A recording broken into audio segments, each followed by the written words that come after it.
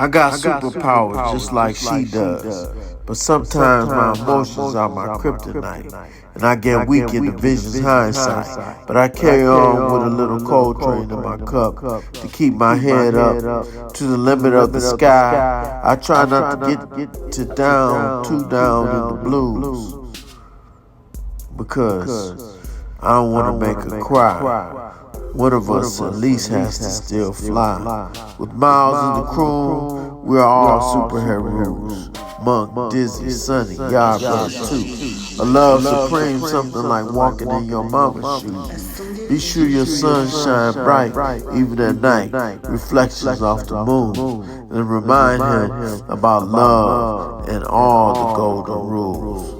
Teach your daughters to love like heaven on earth, love like humanity's infinite births. Teach them that when it rains, that's just for the flowers to grow, and the sun will always shine again.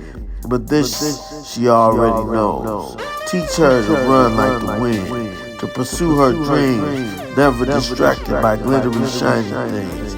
Because sometimes treasures are buried underneath, and your lump of coal may take some time to come a time to ring. This is the blues that the lady sings, sitting at the piano bar sipping on dreams. So keep the faith, always in yourself, own your own money, and the wealth of your health. Because love will always find you, long after the haters have all left.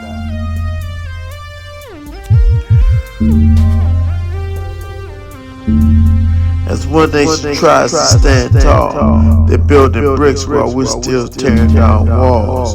9 rings and wine rules them all. Cash rules everything around. Get the money, dollar bill, y'all. Put Harriet and Sojourner on the papers. Run the Beatles. Black man pop tall. Rise to eminence, reclaim American truth as all false prophets fall. Hotep, Indigo, Pop, Hotep, Osiris, Ta, wishing on a dream, wishing on a star. Awaken sleeping gods, remember who you are.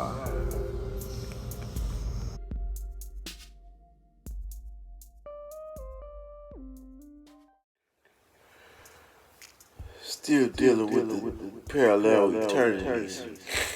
I'm gonna come out of the first and the second eternity. Age of the divine feminine and the age of resurrection.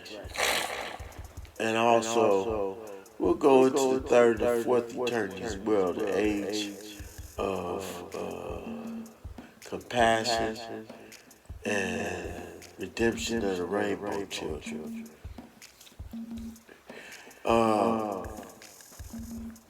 We'll come out of the worlds of theosophy, worlds of love, and once again, the worlds of cosmic thought in those areas. Okay. Now, the rise of divine feminine, that coincides with our last video, rise of the goddess love as well.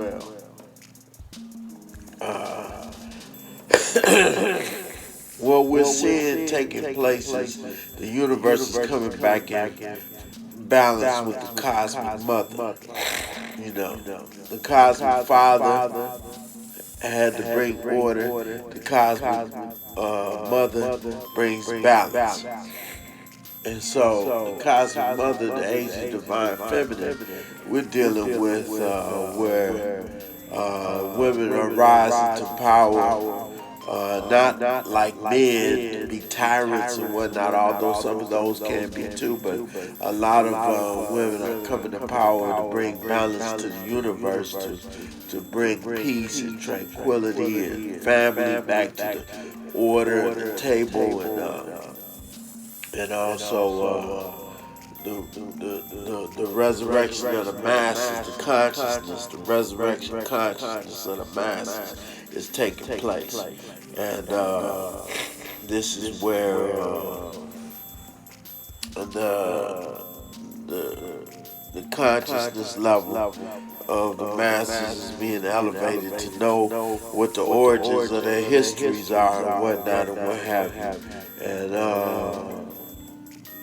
teaching about the background, holidays and rituals and practices and whatnot to get them to understand what was really going on back then to where it is established today, how it's established today. And the age of resurrection, this is a time where the consciousness is elevated, brought out of a dead state into a mindset of rejuvenation and forward thinking and raising of the mind out of an ignorant state into a conscious, awake state and of awareness, not just consciousness of awake, but being aware and knowing who you are and having knowledge of yourself, knowing who you are and what you are, where you are, when you are, how you are, why you are. This is to bring about a universal change for the consciousness of humanity. Now, as it relates to redemption of the rainbow children, we all know who the rainbow children are. This is a time when they get to exercise their lifestyle without the infringement on their integrity, so that they can be brought into balance as well. We know stories about Sodom and Gomorrah, whether you want to look at it from a perspective of the gods were angry and bombed them, or whether you want to look at it from a divine creator that brought down, chastisement from the heavens. We all know that as men and women, we get angry with somebody.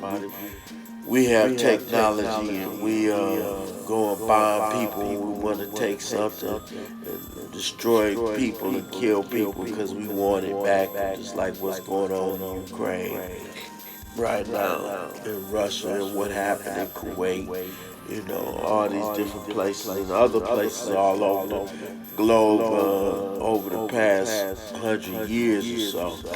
And what's going on is that man is weighing in the balance. He's teeter-tottering the scales. The scales are trying to get balanced so that man can live in a peaceful reality. And a lot of times when a new child is born, there's bloodshed. When that baby is issued forth, the water breaks, the blood vessel from the placenta and whatnot comes out. They cut it, there's blood and fluid and everything that's spilled out and whatnot, what have you. Well, what we're trying to do is bring about the balance to the universe. All of us should be engaged in that to raise and elevate the status of the woman and humanity. Because when you raise and elevate the status of the woman, you're not doing that in spite of the man. You're doing that to glorify both the man and the woman, because you raise the woman, you raise, like the Honorable Elijah Muhammad say, a nation can rise no higher than its woman. So you raise a woman, you raise a nation. You raise a man, it's just an individual. So we try to raise nations of people to the status of their glory and respect to the Almighty All-Father Creator. And there's a lot of things that needs to be done to clean house, and I think those will be worked out with the individuals as life goes on. Everybody will have their own lesson to learn, and everybody will be given guidance.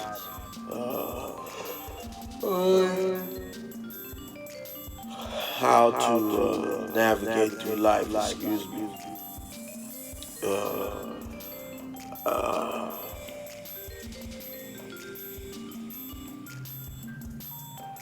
Resurrection, takes place when a man or woman can change his or her condition. When you can change your condition from where you are in a bad state into a more elevated state, that's when resurrection is taking place. Coming from a dead mind state into a life-giving mind state. And this is where we are. And so the divine feminine is like God the Father, then there's God the Mother. God the Mother is a nurturer, and that's where a lot of the compassion and mercy and beneficence comes from God the Father as well. But the balance, when you have your parents, usually your father is the disciplinarian, and sometimes the mother is too. But usually the father's the disciplinarian, and the mother is the one you get comfort from, and she consoles you, and she'll correct you, but she'll correct you in a way where it's not as harsh or whatnot or what have you. It may be just as harsh or more harsh, depending on how your mama was. But she corrects you, and after she corrects you, she caresses you and consoles you and says, look, now, you can't do that anymore, but the reason why you got this whooping was because you did this and such. Do you understand? Now, I still love you. You got that behind tan, but she still let you know she love you. But now, I'm a firm believer not to spoil a child, don't spare the rod. Some people say that's slave teaching. But unless you raise your child up at an early age about truth and consequences, without having to use violence or whipping or beating or whatever sometimes is necessary. You correct that child and let them know. Because if you don't do it in your house, somebody gonna do it out in the street, especially if they develop a smart mouth or smart ways or ways where they rattling off at the mouth and tongue at people in a way where they have a sharp tongue, sharp ways or whatever. You gotta nip that in the bud, because the world is not as forgiving as your household. So that's why you have to nip that in the bud. The divine feminine is one that nurtures, corrects, caresses, and guides, and gives love and compassion.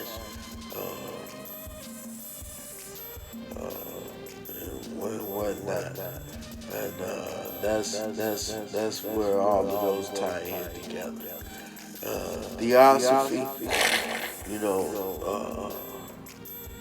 Elijah Muhammad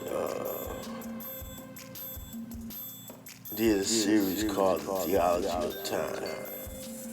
And the synopsis of this is that a lot of people talk about giving respect to the ancestors and this and that and other. But Elijah Muhammad is not dead. He's still alive. And he's still alive because we're still benefiting from the wisdom of his teaching all throughout the diaspora. if we're not teaching what he taught, he's the one that woke us up to teach what we're teaching. You know, he's the one that woke us up. And the Honorable Elijah Muhammad got the lessons and spread those lessons, and they cannot be exhausted. No matter what you do, you're going to always refer back to that. You know, who is the original man? Who is the Caucasian man? Who, you know, population, actual facts, the 12 jewels, all these things come from the Honorable Elijah Muhammad. And I know everybody don't want to sit back and, you know, every time come out of your mouth and say the Honorable Elijah Muhammad's talk. But it's just the root of where everything comes from. The root of everything from 1930 up until this point comes from the teachings of the Honorable Elijah Muhammad, the expose of everything being exposed and revealed, and everything being taught is because what he taught, how everything is being revealed and how it's going to transpire over time. The history of Yaqub and the history of the scientists and whatnot and what have you, it's all coming out now, and it's we trace back to the teachings of the Honorable Elijah Muhammad. So that's what we get with the first eternity, the age of the divine feminine, looking back to the woman as a balance to the cosmic verse, the age of resurrection, where the awakening to awareness takes place, and the redemption of the rainbow children, all these children who've been misused and abused and orphaned away from their parents or mistreated over time in history and whatnot and what have you. This is the time, these are the times when they will be redeemed and set upright and in their purpose for life, and everybody will have a chance to grow.